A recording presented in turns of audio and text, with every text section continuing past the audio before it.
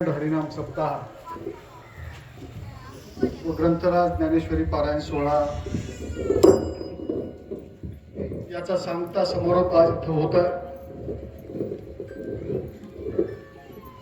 हरिभक्तपरायण बळीराम महाराज दिगोळकर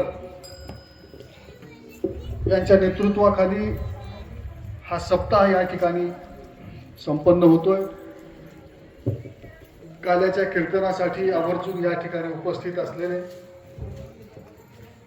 ज्यांनी जवळपास 2.5-3 तास ज्ञानाचं अमृत आपल्या इथं उपस्थित सर्व भाविक भक्तांना पाजलं. भगवान श्रीकृष्णाच्या असंख्य लीला त्यांनी आपल्या समोर ठेवल्या. ते हरिभक्तपरायण हरी महाराज अजनसोडकर, त्यांना साथ देणारे सर्व गायक, सुंदर असा मृदंग वादक आणि उपस्थित सर्व वारकरी, अनेक गावातून या ठिकाणी आलेले सर्व गायक वादक, गावातील सर्व प्रतिष्ठित नागरिक बंधू आणि भगिनी, आदरणीय हरी महाराजांनी काल्याच्या कीर्तनाचं आणि सप्त्याचं महत्व या ठिकाणी विषद केलं. सप्ताह म्हणजे सप्ताह किंवा एखादं कीर्तन म्हणजे केवळ करमणुकीचं साधन नाही, केवळ मनोरंजन नाही, तर माणसाच्या डोळ्यात अंजन घालण्यासाठी हे कीर्तन असतं. हे आदरणीय महाराजांनी सांगितलं. खर तर कालपासून मी महाराज इथं बघतोय, हा बाल कलाकार नाजूक हाताची बोट त्या मृदुंगाच्या छडीवर जेव्हा पडायला लागतात, तेव्हा संगीतातला एक राग आहे मेघमल्हार. तो मेघमल्हार राग यासाठी गायला जातो की ढग आले पाहिजेत, पाऊस पडला पाहिजे, तसा भास झाला पाहिजे. त्यापेक्षा पुढचा भास मला हा बाल पकवाजकार पाटोदे महाराज या ठिकाणी मधून या ठिकाणी वाजवत असताना मला होत होता. बळी महाराजांनी असंख्य वारकरी तयार केले. त्यांच्या बाजूला एक छोटा, काय नाव होतं, जनक बिरादार, हा बाल कीर्तनकार आहे.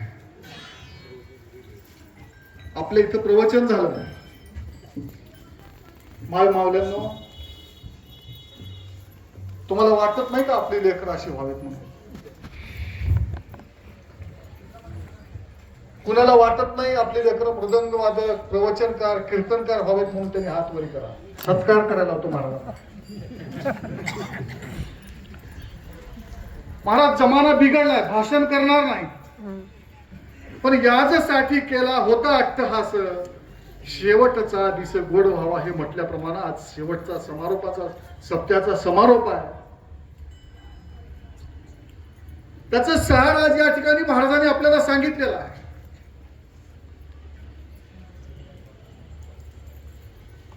मला स्वतःला खंत वाटते, गावचं कौतुक या ठिकाणी करावं वाटतं. महाराज, आमच्या गावात काही म्हणजे मोजक्या जमाती आहेत. आमच्या इथं या ठिकाणी काही दिवसापूर्वी शिवसप्ताह झाला. आज हरी सप्ताह होतोय. बाबासाहेब आंबेडकरांची जयंती सगळे थाटामाटात या ठिकाणी करतात. साहित्य सम्राट अण्णाभाऊ साठे यांची जयंती आम्ही सगळे मोठ्या थाटामाटात साजरी करतो. अगदी अत्यंत गुण्या गोविंदाने आम्ही या ठिकाणी हे सारे कार्यक्रम करतो. पण दोन्हीही कीर्तनाचा संदर्भ या ठिकाणी द्यायचा झाला. महाराज, कार्यक्रमाला खूप शोभा आली, तुम्ही भरभरून कौतुक केलं, माझंही ऊर भरून येत होतं. पण एका गोष्टीची खंत मला वाटत होती. काही बोटावर मोजता येतील एवढेच भजनकरी गायक, आमच्या गंगाराम महाराज जळकोटे फक्त मृदंग वादक, आमचे रमेश पाटील, काही बोटावर मोजता येतील एवढेच. ही पिढी गेल्यानंतर पुढचं काय?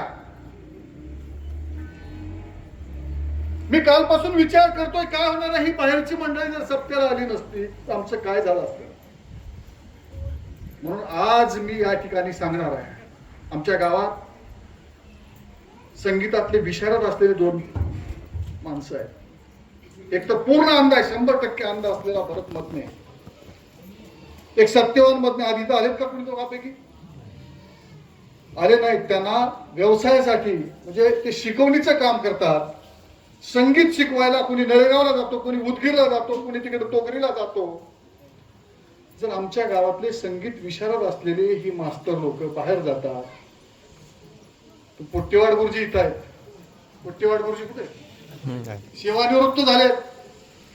महाराज 35 वर्षात एकही रजा या माणसाने घेतली नाही, अशी सेवा त्यांनी केलेली आहे. आणि सेवानिवृत्तीनंतरही सताळ्याच्या शाळेतून सेवानिवृत्त झाले. सताळ्याची शाळा जिल्ह्यामध्ये पहिल्या क्रमांकाची आहे, नंबर 1 ची शाळा आहे. तिथली भौतिक सुविधा असेल, तिथली गुणवत्ता असेल, शाळा सुधारायचं काम तुम्ही केलं गुरुजी. शाळेत पोरही शिकवायचं काम तुम्ही केलं. पोट्टेवाड गुरुजी, आता सेवानिवृत्तीनंतर दुसरी एक जबाबदारी आज मी तुम्हाला टाकणार आहे. 1ली पासून 10वी पर्यंत जवळपास 250 ते 300 मुलं शिक्षण घेतात. गुरुजी 1ली पासून 10वी पर्यंतचे किमान उद्याच्या 1 जून पासून आपल्या इथं संगीताची शाळा आपल्याला सुरू करायची आहे. आणि त्या ठिकाणी शिकवायला येणारे गुरुजी मग आपला सत्यवान मधने असेल, भरत मधने असेल, किंवा तुम्ही ठरवा गंगाराम महाराज, तुम्ही त्याचे प्रमुख. गुरुबदर महाराज तुम्हाला सोबतीला, रमेश पाटील सोबतीला, तुम्ही दोघा चौघांनी ठरवा गुरुजी कोण ठेवायचा. त्या गुरुजीला लागणारा 1 वर्षभराचा महिन्याला 10,000 रुपयाचा पगार मी देतो स्वतः. पण पुढच्या वर्षीचे हे दोन्ही सप्ते या ठिकाणी होत असताना आपल्या बाहेरून आलेल्या साऱ्या भजनकरी आणि वारकऱ्यांच्या समोर सताळ्यातले 1ली ते 10वीतले किमान एक 30-40 तरी पोरं छान असे डुलले पाहिजेत, पकवाज वाजवले पाहिजेत, ही अंतःकरणातली माझी भावना आणि भूमिका आहे. महाराजांनी सांगितलं या ठिकाणी की काला कशासाठी करतात. भगवान श्रीकृष्णाचं नाव या काल्यासाठी अजरामर आहे. महाराज तुम्ही सांगितलं की शेकडो वर्षापासून आपल्या सगळ्यांचं असलेलं जे स्वप्न होतं अयोध्येतल्या राम मंदिराचं, सगळ्यांना वाटतं.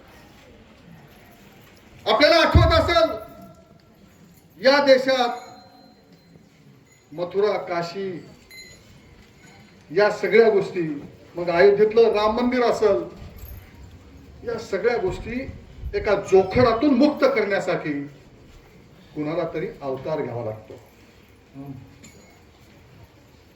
आणि म्हणून राजकारण हे आज नाही, रामायणापासून रामायण सुद्धा राजकारणाचाच एक भाग आहे. जेव्हा दुर्योधनासारखा अहंकारी राक्षस या पृथ्वीवर पैदा झाला, जब दुर्योधन जैसा राक्षस इस धरती पर पैदा हुआ, तब यही राजनीति भगवान राम बनकर जागी थी. जब कंस और दुर्योधन जैसा अहंकारी अत्याचारी इस देश में पैदा हुआ, तब कृष्ण भगवान बनकर इस राजनीति में जन्म लिया था. जब गौरी और गजनी जैसा अत्याचारी पैदा हुआ, तब यही राजनीति पृथ्वीराज चौहान बनकर जागी थी. और जब 500-550 साल का सपना लेकर लाखों लोगों ने अपनी जान गंवाई, वो सबको मुक्त करने के लिए नरेंद्र मोदी जी का जन्म हुआ. आणि आम्ही हे जपलं पाहिजे. राजकारण आपल्याला, आज काही राजकारण नाही, कुठली निवडणूक नाही, मी कुणाला मतदान करा हे म्हणण्यासाठी नाही. तुम्हाला सगळ्यांना माहिती आहे मी राजकीय क्षेत्रातला कार्यकर्ता.